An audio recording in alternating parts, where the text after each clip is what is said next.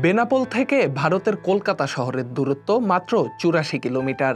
যোগাযোগ ব্যবস্থা সহজ হওয়ায় আমদানি রপ্তানিতে বেনাপোল এবং পেট্রোপোল বন্দরের রেল ও স্থলপথ ব্যবহারে আগ্রহ বেশি দুদেশের ব্যবসায়ীদের। বর্তমানে বেনাপোলে বছরে ২৩ লাখ মেট্রিক টন পণ্যের আমদানি বাণিজ্য থেকে সরকারের রাজস্ব আসে প্রায় ৮,০০০ কোটি টাকা।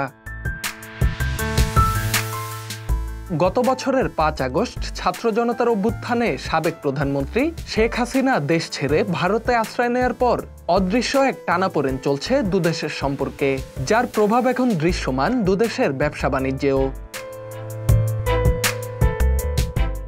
সরকার পরিবর্তনের পর নানা অজুহাতে রপ্তানি বাণিজ্যে একের পর এক নিষেধাজ্ঞা দেয় ভারতের বাণিজ্য মন্ত্রণালয়। অন্যদিকে দেশীয় শিল্পকে সুরক্ষার কারণ দেখিয়ে আমদানি বাণিজ্যে নিষেধাজ্ঞা দেয় বাংলাদেশের জাতীয় রাজস্ব বোর্ড এনবিআর। এতে আশঙ্কাজনক হারে কমেছে রপ্তানির পাশাপাশি আমদানির পরিমাণও। ২৪-২৫ অর্থ বছরে প্রায় ২৯,০০০ মেট্রিক টন পণ্য কম আমদানি হয়েছে।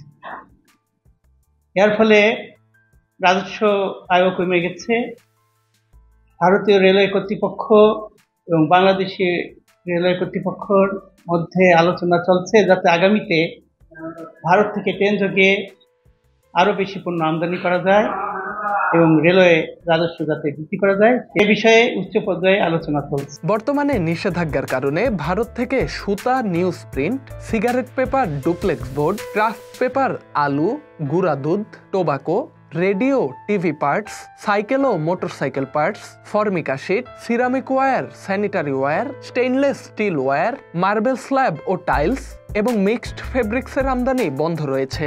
সরকার কর্তৃক আমদানিতে রেস্ট্রিকশন দেওয়া হয়েছে, তো অনেকগুলো পণ্য যেগুলো আমাদের দেশেই উৎপন্ন হয় সেগুলো এখন আর আমরা আমদানি করছি না।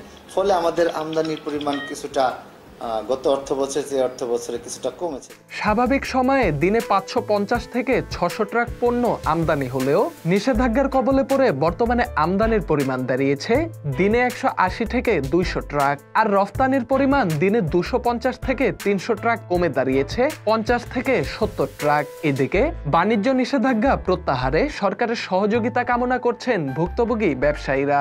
বেনাপোল স্থলবন্দর দিয়ে বাণিজ্য একেবারে ধসের মুখে।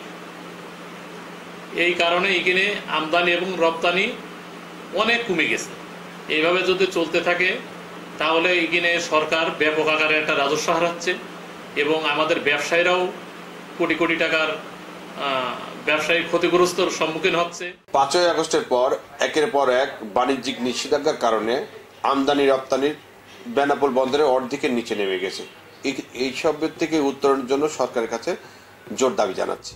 গত অর্থ বছরে বেনাপোল বন্দরে আমদানি কমেছে ৬,৩১,৩৩০ মেট্রিক টন এবং রফতানি কমেছে ৭৫,২৩২ metric ton.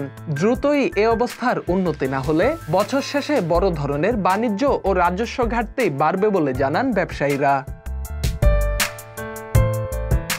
Dhaka express, news desk.